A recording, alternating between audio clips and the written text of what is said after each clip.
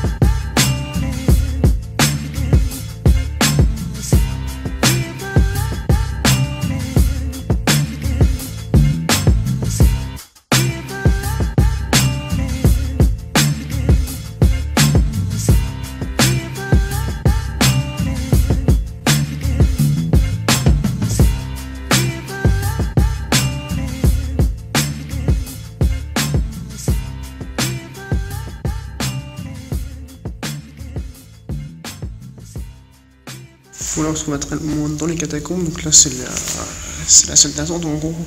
Il y a les WC là, il y a Daniel et Thibaut qui sont en train de pisser. Donc on est dans la salle d'attente des catacombes, mais on va pouvoir faire la visite qui va durer, je sais pas, 1 ou 2 heures. Et donc nous on a ce petit élément, petit talkie-walkie. C'est un audio-guide en fait, qui sera en français. On aura juste à le coller à l'oreille comme ça, parce que c'est grave stylé. Et on aura plus d'informations en français, Thibaut et moi. Faut savoir que moi je suis déjà venu là, donc comme je t'ai dit déjà. Et du coup j'ai déjà fait cette visite, mais je me rappelle pas bien du tout. Donc c'est toujours intéressant de revenir voir. Do you want to say something for my video? Oh yeah, I want to say that the weather was good until Arthur with Thibaut came, and with them the snow came, so that's not good, but otherwise, It's our fault. yeah, it's their fault. Okay. It's all the French fault, everything. Yeah, I know. But still, I like you guys. La ville là, et ce qu'il faut savoir, c'est qu'en fait, c'est surtout au XVe siècle, quand la ville s'est développée économiquement, qu'ils ont besoin d'un espace de stockage plus important. Alors nous, ce qui est intéressant, c'est que ils ont dû creuser ces caves et en fait, elles sont partout et c'est un énorme réseau qui peut-être même qu'ils ont même pas retrouvé toutes les caves. Et donc voilà.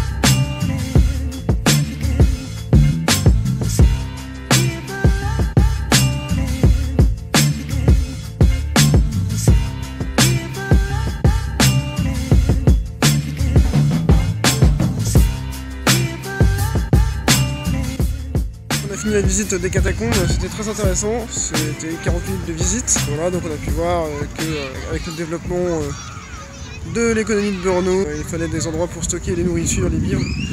Et donc c'est vraiment un gros réseau. Donc nous on a fait qu'une toute partie du réseau qui existe. C'est assez intéressant, et puis en plus il parle de la ville de Brno qui est comme une importante de Moravie, il me semble.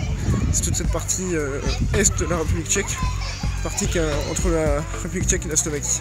Là on se dirige, donc on est en train de monter, je sais pas si ça se voit à l'écran, on est en train de monter vers le grand château qui surplombe la ville, qui est derrière moi, donc ici là.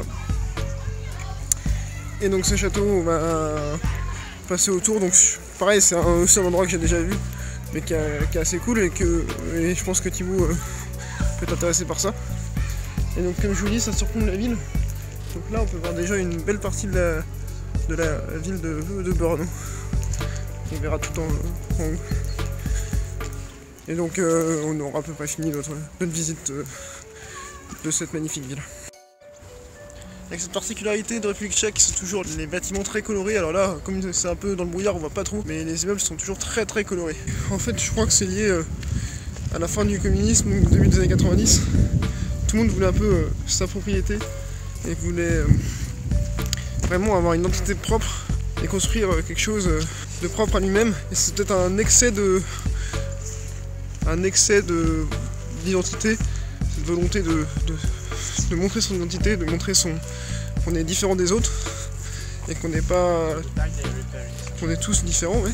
Un petit peu ce que réprimandait le communisme pendant l'époque soviétique. Et donc du coup, à ce moment-là, ils ont vraiment tous voulu avoir une maison différente des autres, donc des maisons colorées. Je crois que c'est ça, c'est une théorie, mais il me semble que c'est lié à ça.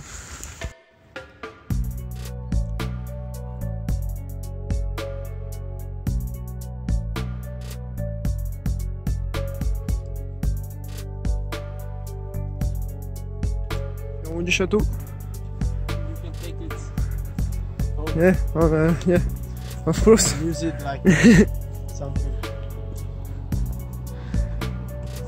Et la vue est magnifique.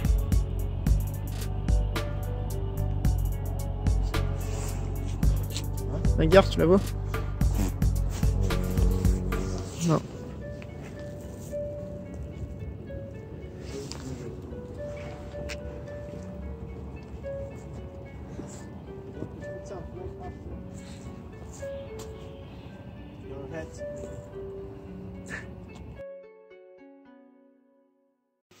C'était cool, c'est vachement cool. Qu'est-ce que t'as préféré? Quoi? Qu'est-ce que t'as préféré? Le bar? Non, les catacombes.